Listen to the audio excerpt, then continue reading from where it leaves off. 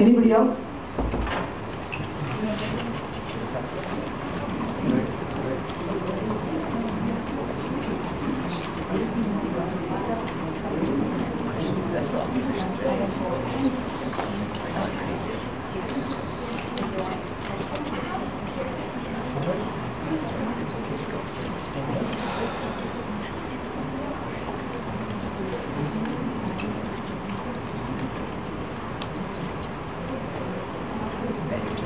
Anybody else?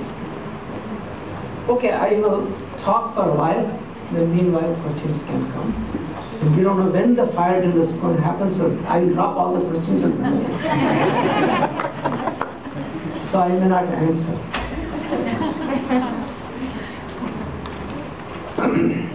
I was supposed to talk about the Bhagavad Gita and meditation.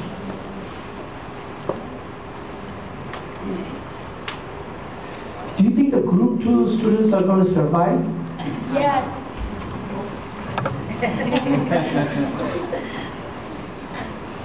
Okay. For our culture, which is Sanatana Dharma, the Bhagavad Gita is the essence of teachings of Bhagavan Krishna. Actually, it's not his teaching, he just summarized it. The beauty about just the Christians have Bible,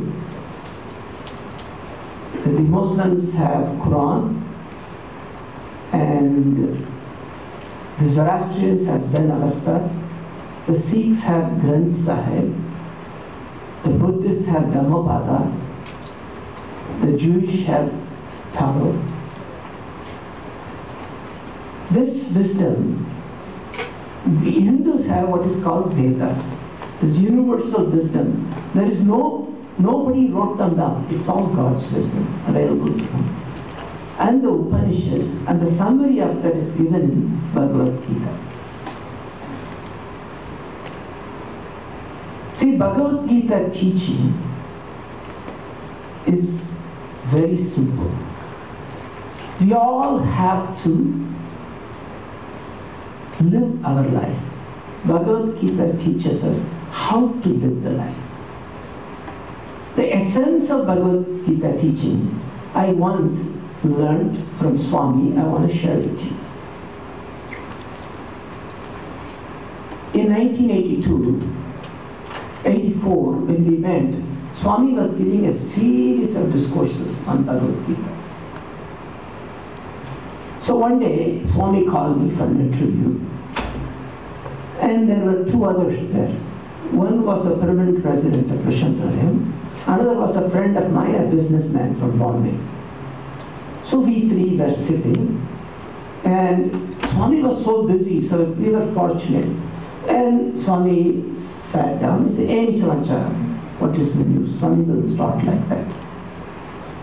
See, the thing with Swami is God, but he will act at a human level, and he will, just because he talks to you at a human level, you cannot take liberties. If you say the wrong thing, you'll be facing the door pretty soon. But then you get a chance to talk to Swami, you want to talk to him. So you're always on a razor's edge with Swami. You cannot talk, but you should talk. Because if you don't talk, Swami will say, "Such a dull-headed person, I won't call him for interview again." But that is safer than Swami calling. What an egotistical. I have been on the borderline many times. So I'm always nervous. So then Swami asked, "How was the Bhagavad Gita?" He asked. So my friend from Shankar, he said, "Swami, me prasannam, shall Bhagavad Gita. Your lectures were so beautiful." Swami says, "No, must go, shut up." It's all artificial talk. Then Swami looked at me, then after I heard the shut up, and I was more nervous to talk to Swami. Swami said, "How did you like the lectures? What did you like about lectures?" "How was the lectures?" Swami asked. I said, "Fantastic." Swami said, "What? What kind of accent is that? Fantastic." Say if I ask how is it, say good or bad, what is this fantastic business? He said, I don't like this American accent. Then Swami asked, how was it? What did you like about the lecture? I said, Swami, everything. Swami said, what? Are you an idiot? Why are you so happy if Swami calls me an idiot?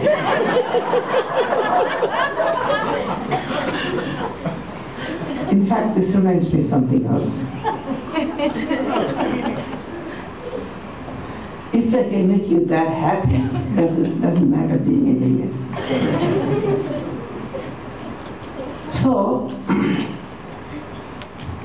Swami, suddenly one boy came running. He said, Swami is calling you inside. So I went in. And Swami had a box of medicines there, and he was looking.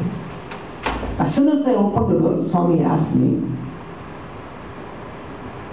Shankar, are you a fool or an idiot?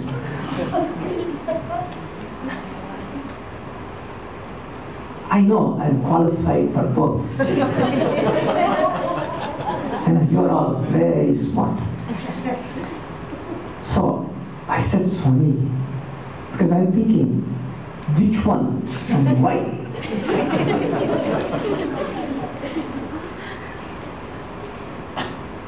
Then Swami said, a fool is somebody who makes a mistake once in a while. But an idiot keeps doing the same mistake over. Do you recognize anybody who does it? Keeps doing the same mistake over and over again. Swami said, anybody who keeps doing the same mistake, no matter how many times parental, teachers tell, friends tell, doing the same thing, is an idiot. Actually, so then I said, okay, that makes sense, that's me, but there are so many things I keep doing, which one is referring? I didn't know. And then Swami let me off the hook. He was very kind. And I was thinking. And one day I was taking a shower. See, that's when all inspiration comes. Like Archimedes. I had plenty of towels.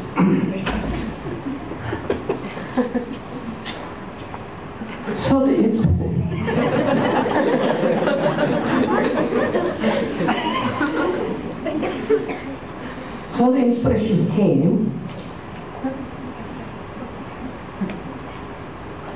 Should I give some more time to laugh?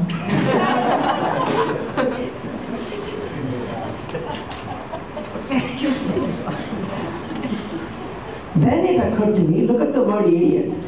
I-D-I-O-T, right? Did I spell? I can pass in the spelling bee. Because most of the spelling bee champions are Indian kids. I don't know why.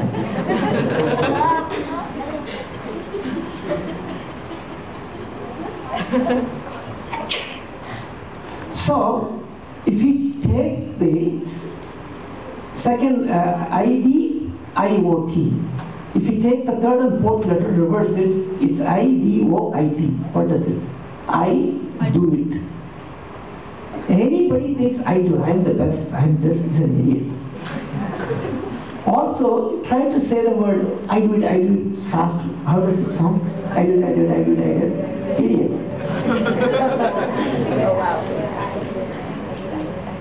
Okay, that's enough. You're proving the point.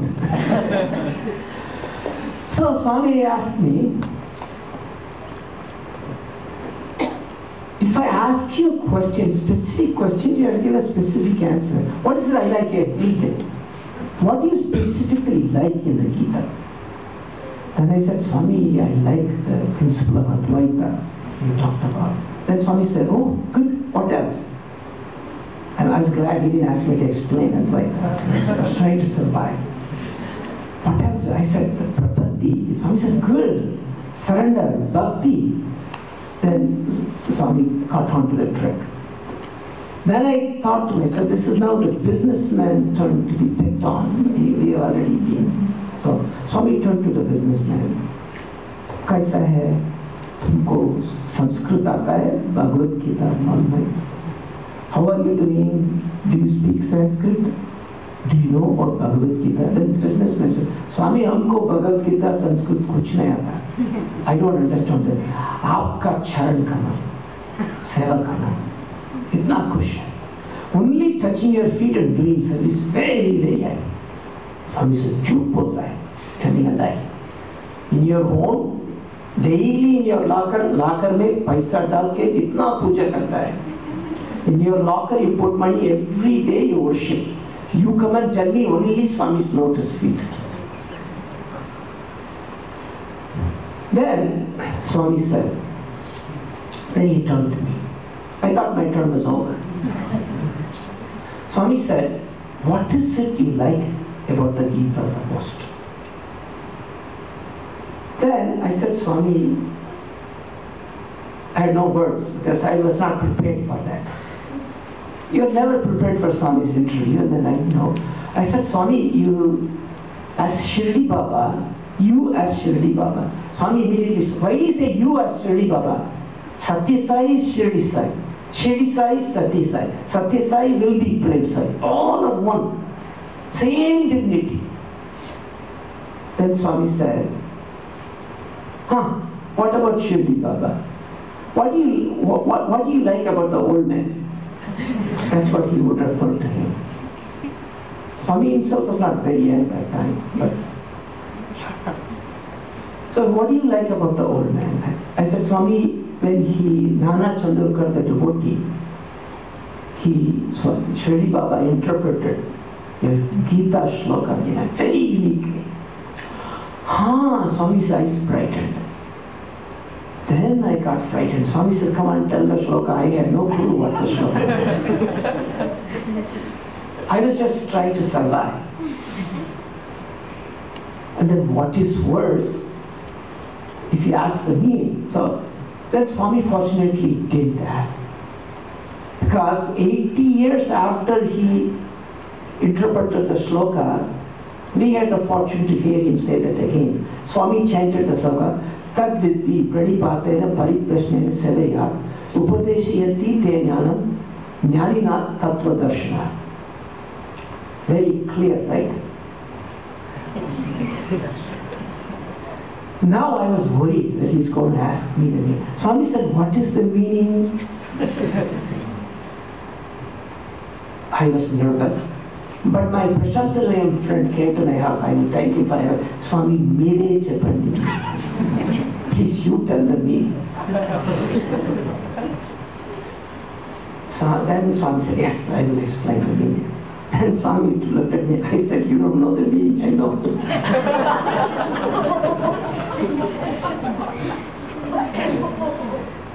Then he said, you see, I'll tell you the story. Nana Chandorkar was the deputy collector of those days, whatever they called the name those days. He was a great scholar. He has a MA in English, MA in Sanskrit. Such a learned scholar. He became devoted to Shirdi Baba. He used to come. Whenever he goes on camp, if he comes near Shirdi, he will come to Shirdi Baba, sit at his lotus feet. And it is the habit of Nana Chandorkar to go through the Gita Parayan every day, like we do puja. Then, so he was mumbling the Gita, he was reading the Gita, and suddenly at one point Shirdi Baba stopped him. Nana, what are you mumbling? He said, Baba, I am reading Gita shloka. Then Shirdi Baba asked, what is this? And he has stopped in this particular shloka.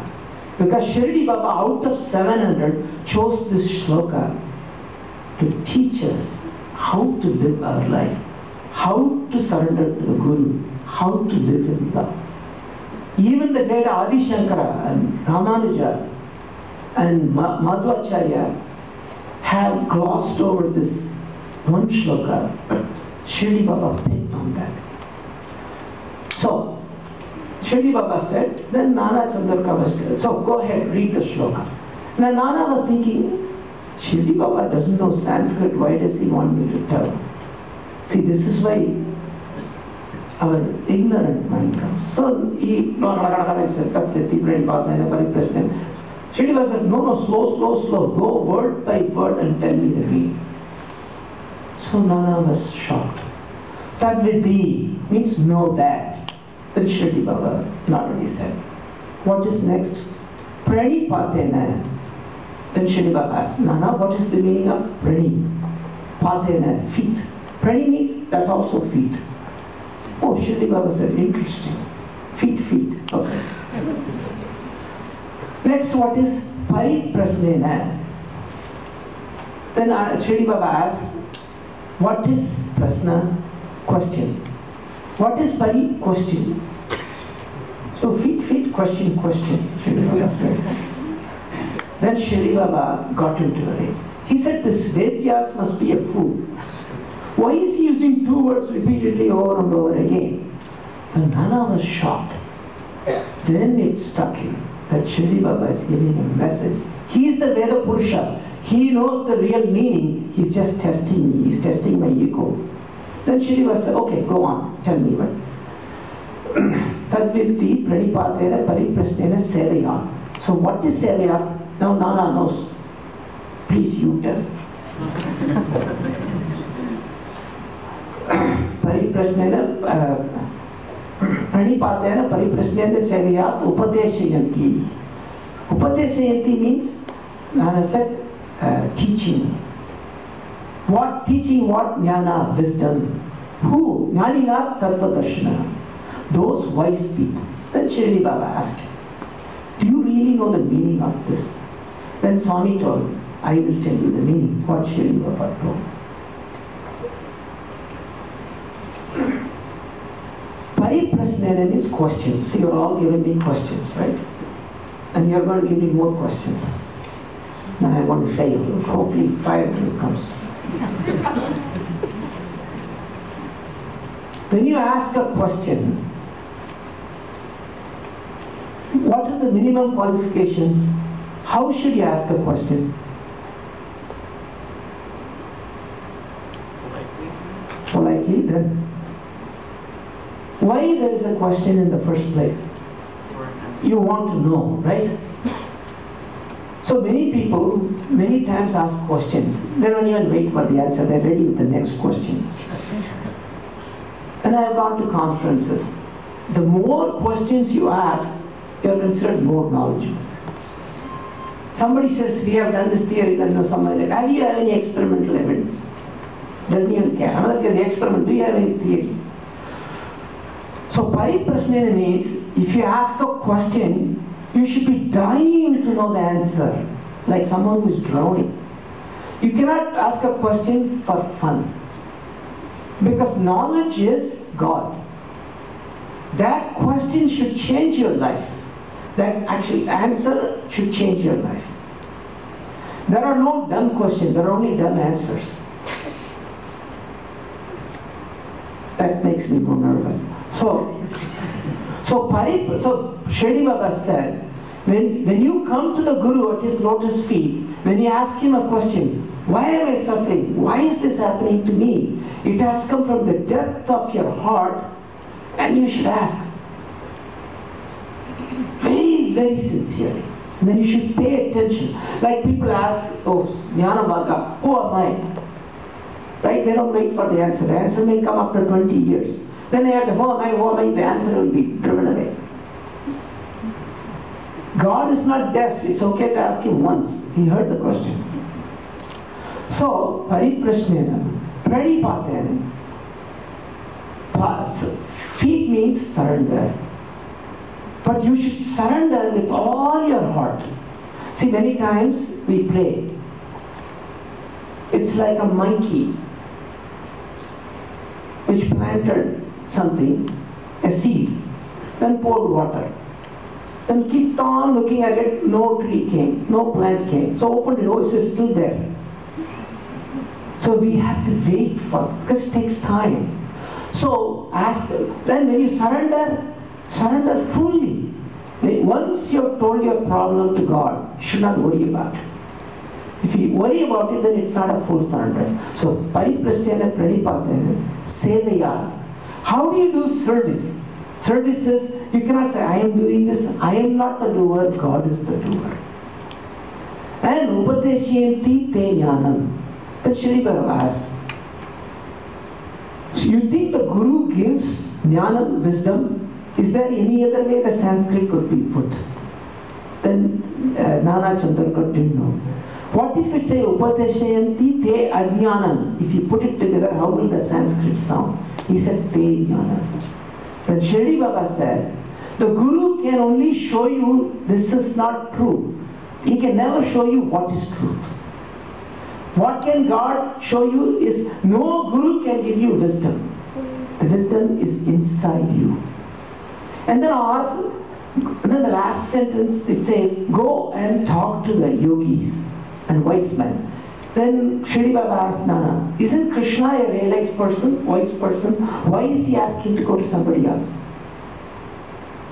Then Chandrakar didn't. Then he said, you see, this is the problem. Swami told, see, Christians believe they only know the truth. Muslims believe they only know the truth. Hindus believe they only know the truth. But truth is only one. If you really understood the truth, and if you really know everyone is the same, you would accept truth from everywhere. Even the Rig Veda says, let the noble truths and thoughts come from everywhere.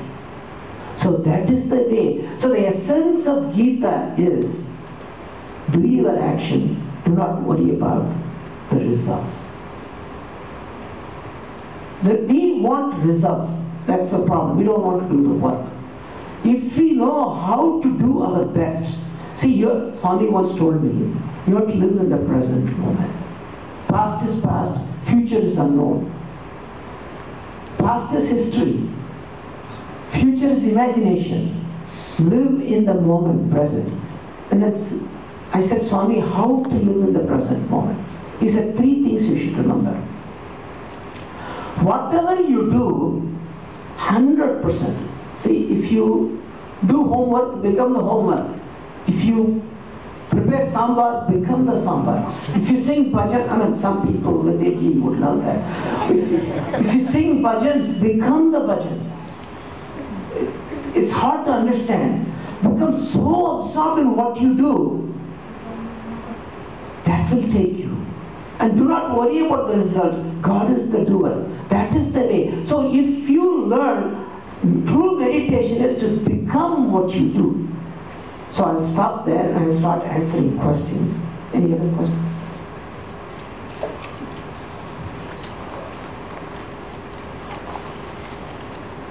Anybody else? How comes the boys don't have any questions?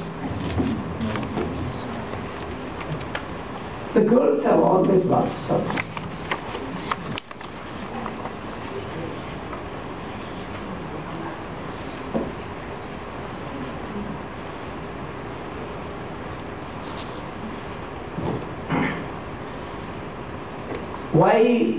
What does interpreting the shloka mean? We just talked. Why the 2 words?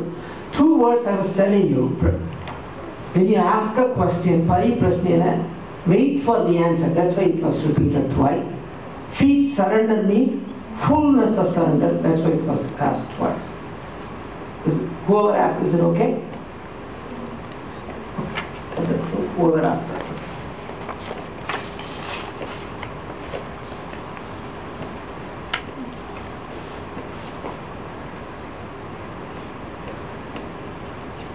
Interesting question. Why is human nature made so that we always want what we can't have?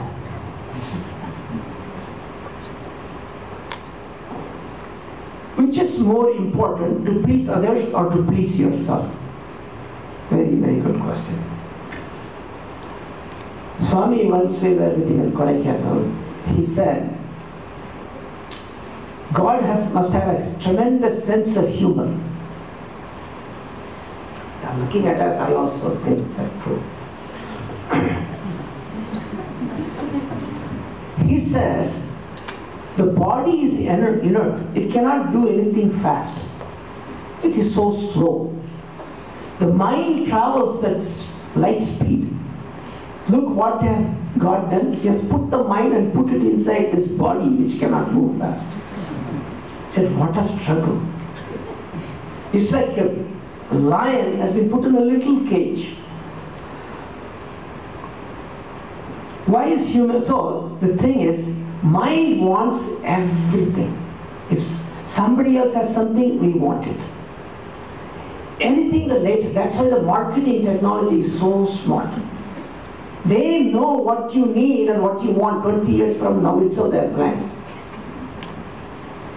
Otherwise, the iPhone 1, I don't know, was there an iPhone? That's good enough. And then the Unix operating system was good. Windows has not done anything more. But we keep on wanting more and more and more. The reason we have come up with a certain levels of desires and ambitions. We should first accept where God has put us. There is no limit to desires. See, you cannot put out a fire by putting more ghee into it or oil into it. No matter how much you enjoy, you will not be satisfied. And also, I want to tell you a secret. When you eat sweets or when you see an interesting program and you think it was so enjoyable, what is it that you're enjoying? Have you ever thought about it?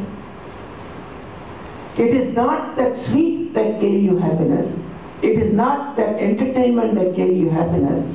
After the desire was fulfilled, there was a pause, there was a gap. When there was no desire, you are happy. And we wrongly attribute to that desire. So if you calm your mind, you can enjoy it right now. But we still think, whenever I ate laddu, I'm very happy, so I should go after that.